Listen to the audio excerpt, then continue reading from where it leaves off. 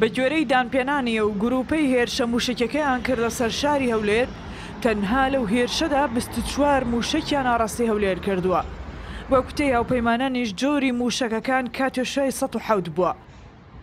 شارەزانی ئەمنی باس لەوە دەکەن ئەم جۆرە موشکانە لە ناو عێراق دروست ناکرێت و تەنانەت هێزی سەربازی عێراقیش بەکاری ناهێنێت و چەکێکی نامۆیە بە سیستەمی سەربازی عێراق و ئەم گروپانەش لە دەرەوە ئەم چەکانەیان هاوردە کردووە. هێنانی ئەو چەکانە ئەتوانم بڵێم ئەو چەکانە نامۆن لە سوپای عێراق و هەروەها ئەتوانم بڵێم ئەو چەکانە نامۆن هەن لایەن سوپای لایەن پێشمەرگەیشەوە ئەو چەکانە ئێستا لە سیستەمی سوپای عێراقان نییە.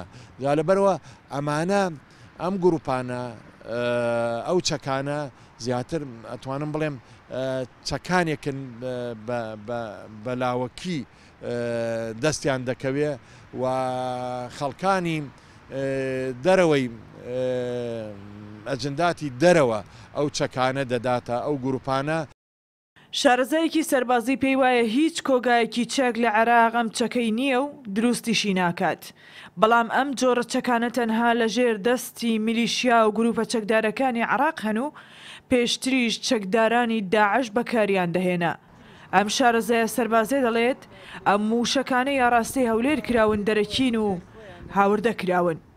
ئەم جۆرە چەکانە موشەکانە گروپ ناتوانێت دروستی بکە. ئەمە دەوڵەت دەمە و دەستگا موسسەیان هەیە، کارگەیان هەیە، پەیوەندیشیان هەیە لەگەڵ وڵاتانەیە دروستکردن و ناردن و هێنان و بەکار. ڕەنگە من گومانم هەیە وانش کە بەکاریان هێنا خەبیری خۆیانن. ئەم گروپانە سەر بە ئێرانم خۆیان ئەڵێن یانیەوە نییە بڵێ خەڵک بە گومانەوە یان بە مەزەندەوە بکە. بە گوێرەی لێکۆڵینەوەی شارەزایانی ئەمنی و سەربازی وڵاتانی هەرێمی بەرپرسن لە ناردنی ئەم چەکانە بۆ عێراق و بە تایبەت فرۆشتنیان بەو گروپ و لایەنانەی دژی سەقامگیری هەرێمی کوردستانن. هەروەها ئەم چەکانە هەمان جۆری و موشک و کاتێشانن کە ناوە ناوچەی سەوز لە بەغدا دەکەن ئامانج. ڕێناس عەلی، کوردستان 24 هەولێر.